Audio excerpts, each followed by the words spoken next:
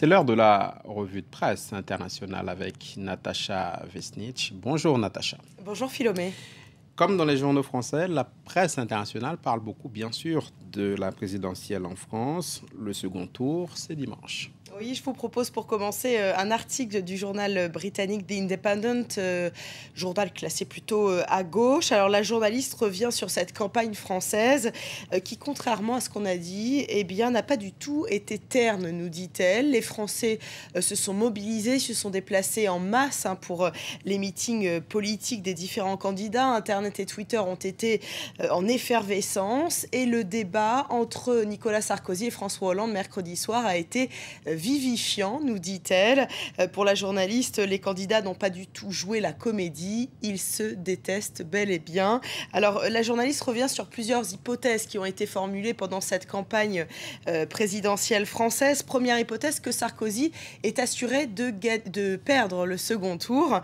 Et elle nous rappelle que c'est pas si sûr que ça, parce que Marine Le Pen a obtenu quand même 18% des voix au premier tour, et que si elle a appelé à voter blanc, eh bien, ses partisans ne vont pas forcément suivre ces consignes de vote, et que peut-être beaucoup de ces électeurs vont se reporter sur Nicolas Sarkozy, qui donc peut encore gagner selon elle. Alors, deuxième hypothèse qui a été formulée à de nombreuses reprises, si Hollande est le prochain président français, eh bien il va glisser vers la gauche de la gauche, parce que Jean-Luc Mélenchon a fait un bon score.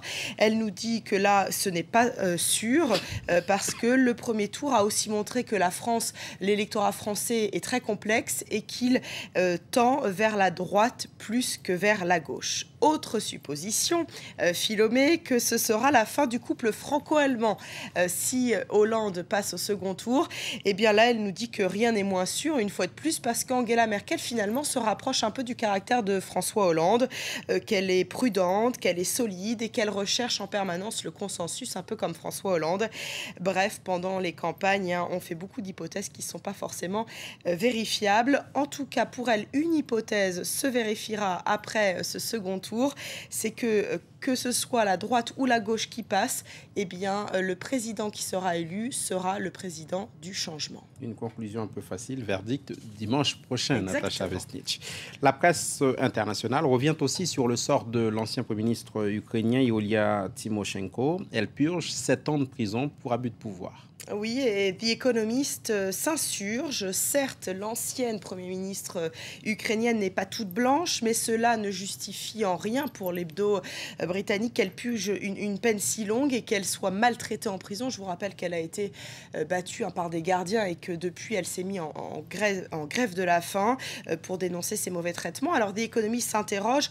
Que vont faire les dirigeants européens pour protester contre ces mauvais traitements, ces manquements aux droits de l'homme, alors que l'Ukraine accueille, on le sait, dans quelques semaines, l'Euro 2012 de football. Alors, le président de la Commission européenne, José Manuel Barroso, a déjà dit, lui, qu'il ne viendrait pas en Ukraine pour cet événement sportif. Mais que vont faire les autres dirigeants européens? Ça, c'est la question.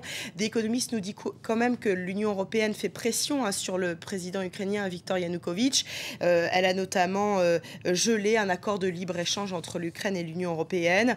En tout cas, Viktor Yanukovych, pour l'instant, reste très paranoïaque. Une paranoïa, nous dit The Economist, qui pourrait lui valoir cher à l'étranger.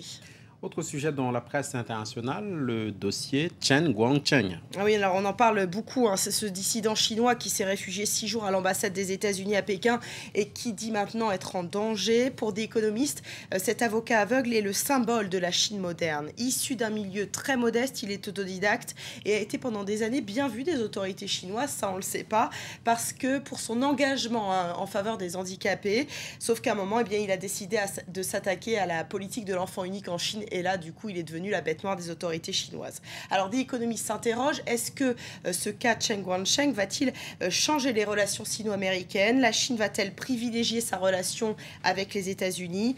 Une chose est sûre, c'est que les États-Unis ne sont pas blâmés dans cette histoire. C'est en tout cas ce que pense l'auteur d'un billet dans The Christian Science Monitor, un hebdo américain. Pour lui, il est inadmissible de critiquer les États-Unis alors qu'on ne sait pas ce qui s'est vraiment passé.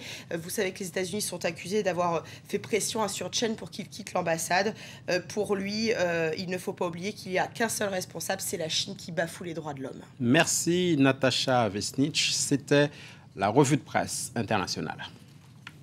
Dans un instant, le chapitre économie de Paris Direct. On parlera notamment de Samsung qui a présenté hier son nouveau Galaxy S3, une façon pour le Sud-Coréen de combattre Apple sur le segment des smartphones. Restez avec nous.